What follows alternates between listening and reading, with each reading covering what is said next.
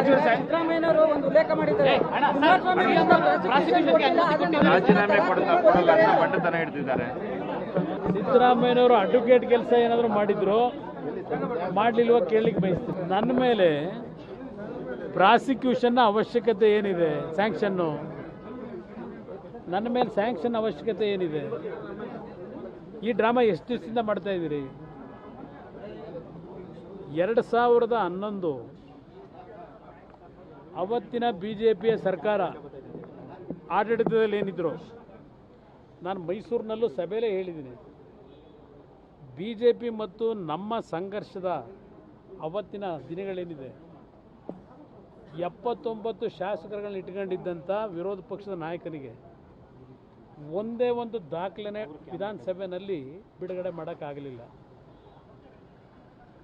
ಅವತ್ತು ದಿನ ಬೆಳಗ್ಗೆ ಇದ್ದರೆ ಕಾಯೂರಿ ಇವತ್ತು ಕುಮಾರಸ್ವಾಮಿ ಏನು ದಾಖಲೆ ಬಿಡ್ತಾನೋ ಅಂತ ಹೇಳಿ ಅವತ್ತಿನ ನನ್ನ ರಾಜ್ಯದ ಕಾನೂನುಬಾಹಿರ ಚಟುವಟಿಕೆಗಳಿಗೆ ಸಂಬಂಧಪಟ್ಟಾಗೆ 28 ಶಾಸಕರುಗಳನ್ನು ನಾವು ಇಟ್ಕೊಂಡು ಏನು ಹೋರಾಟ ಮಾಡೋದು JDS ಪಕ್ಷ, ಈ ರಾಜ್ಯದ ಸಂಪತ್ತನ್ನು ಉಳಿಸಬೇಕು ಅಂತ ಹೇಳಿ, ಅದರ ಪ್ರತಿಫಲ ನನಗೆ ದೊರಕಿತ್ತು.